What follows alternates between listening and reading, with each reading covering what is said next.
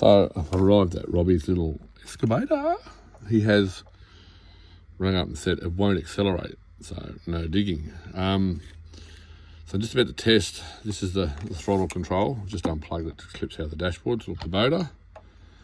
So we're going to just give this a test, see if the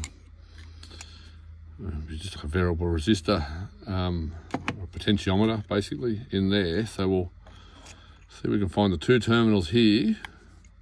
Looks like it might be the two.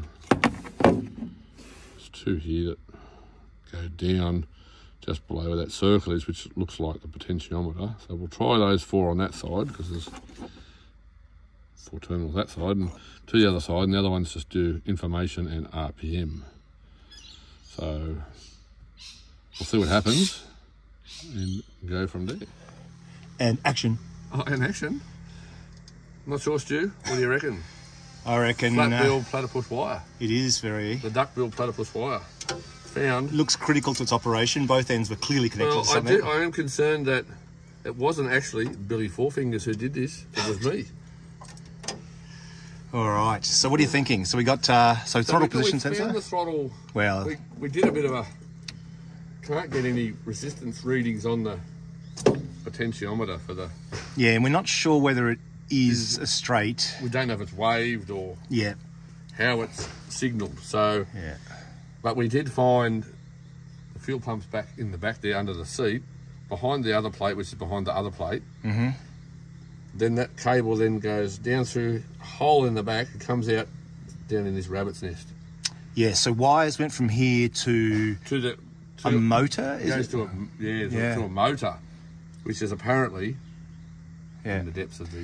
So that motor changes the revs of the engine, but doing anything, including moving, means doing hydraulic levers? Yes, it will only...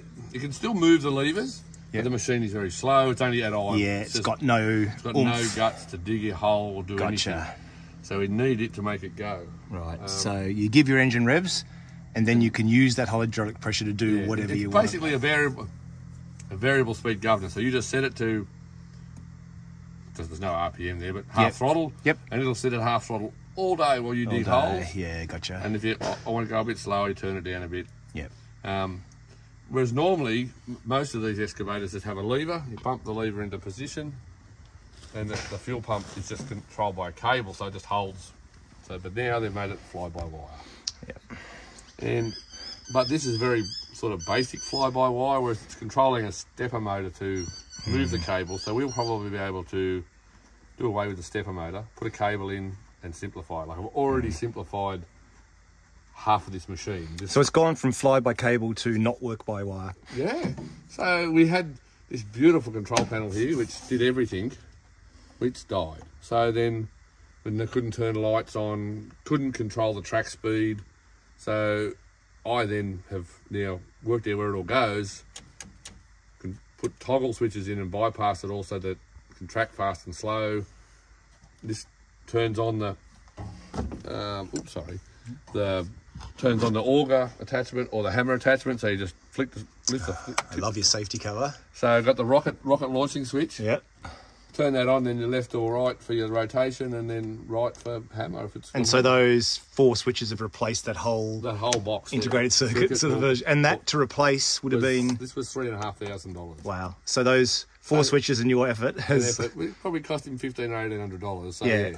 But it would have been, I guess if he'd put that in, it would have been a straight swap. But in turn, he's got something now. If something breaks or fails, it's a $5 part. It's understandable by mere mortals. And yeah, that's right. And it is only open and closed solenoids. There's nothing special about them. Yeah, so they're only controlling open and closed circuits. It's not very simple.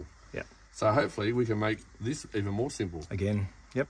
Maybe it will be the floating turd you'll see. So we're really going to get rid of that, get rid of the stepper motor, and just go to a cable, basically. Yeah. If we can get it to work for him today with this and then get it back to the workshop, it'd be nicer to make some brackets and make it nice. So we've got to find the end of the cable that came from the stepper motor. Yes, which is... Oh, yeah. Just in there. Okay, that looks quite easy and accessible. Yeah, really nice. So under all these beautiful... I only recently cleaned the machine. This was probably... That's right, yeah. So it's lucky that I did clean the machine. Yeah, lucky you're the second guy working on it after yourself. Exactly. So we'll dig this out and then we'll open it up and see what we find. Cool. Right. So what we thought would be around over there, not there. After 20 minutes of digging bolts out and rusty crap, but found a cable and look, oh looky. There he is. There he is, donkey. Anyway, we'll get in there. We'll see what we can find. We'll rip the battery out and have a bit of a dig around. At least we've found it now. So we've got the wiper motor linkage disconnected. Stu just ripped the cable through out the other side over there. Look at him smirking about it. It's just like winning. But I reckon we could take this bracket off. Put the D-shackle over the handle. Yeah, and then through there. Yep. Or we could. We need to maintain height though, so it doesn't slip. Can't slide up and down. But we've got cable ties. Yep, and maybe. That's too small, isn't it? What if we cut the bottle, drill a hole in the bottom of the beer bottle? It's what we found here in the bottom of the excavator. Slip that on, that way it can't drop down. Collar, perfect. So what's the solution, Adrian? Well, it does appear somewhere amongst the trees, amongst the wallabies and the king. Oh, we found a Morse control. Yes, we did. So we found that we have a split pin. That we're gonna, split pin. Yeah, dinkum. Split washer. We'll put that on there. That'll crimp that. We'll stop this from sliding off. Yeah, so the spring washer is going to become our circlip. Yeah. We've got a split pin for here. Yep. To hold that on. I'm just actually now with the hammer, the side cutters and everything, cut the screw shorter. So we can put this screw on there with a clamp. This will then be our new throttle. It's pretty cool. So, Marinised Kubota. What more could you ask for? Well, it's the Kubota. Yeah, that's right. We'll change the name, we'll spray it down the side. Yeah. All right, see if this will go back in the hole. Oopsie. What you have to do when you're up the river, no parts stores. This is where you chop your finger off with the side cutters. Oh. Do you want me to hold that down? Maybe I'll squeeze it a bit and then knock it over. Yeah, right.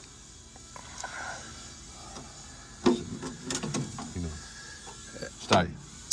Hit the boot. Hit.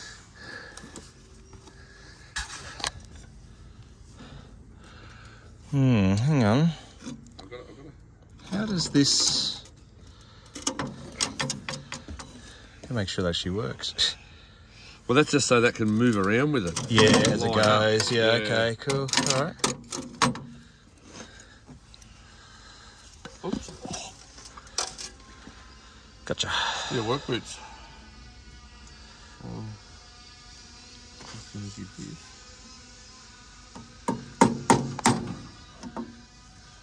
Beautiful. I think that's probably a bit much, but... Yeah, it's all right. It'll stretch over and spring back. So it all goes really quick, so you go, poing!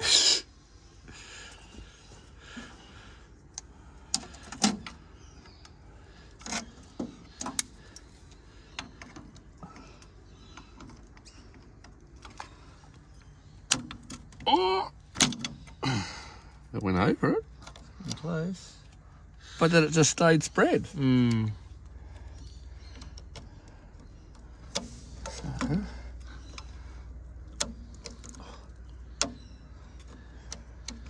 We're better off putting a fine split pin through the groove.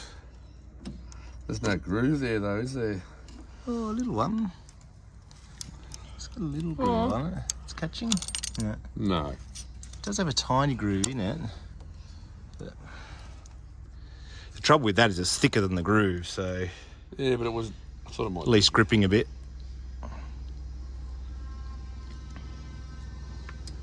Uh-oh. Or so what's the final rig? This is a Morse cable / Brum Brum Kubota. So we've got washer, split pin, washer O-ring as our circlip. And it's working, so it's not pushing it off, so... Yep. I'm happy.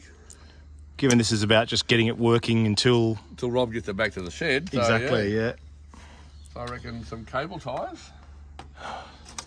The job wouldn't be complete without cable ties. It's a shame it doesn't fit in that square hole. It's exactly made to... How tight does it fit if you wedge it down in there? I mean, not that we... Is that the place to cable tie it even? We'll probably... No. How far? Because it would wedge into a point, wouldn't it? Yeah. It would stabilise it. It would. Is it easy to take it off the other end? Oh, no, of course not. Get the cable off here and just take the 2 screws out. Put it up and just... Put it up and then... wedge it in. We'll give that a go. Righto, here we go. Keys in. Beep, beep, beep, beep. Doesn't start. Oh, no, it's broken. Won't go. So now...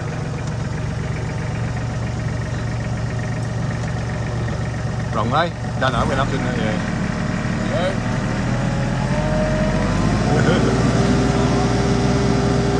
That should. Big full throttle? Get that all in that. Yeah. Doesn't get any higher than the cable comes up more. Yeah. It's a win. Win-win chicken dinner. So, if he decides he wants to keep it, we'll mount it properly and put a ball on the end. Yeah, and a nice Custom nautical ball. An oyster set in epoxy. Oh, that is Chrissy oyster rock at oyster farmer. So Yeah. yes. Oyster and epoxy glory. Let's do that. Yeah. Gold. I know. Job's done. Well done, mate.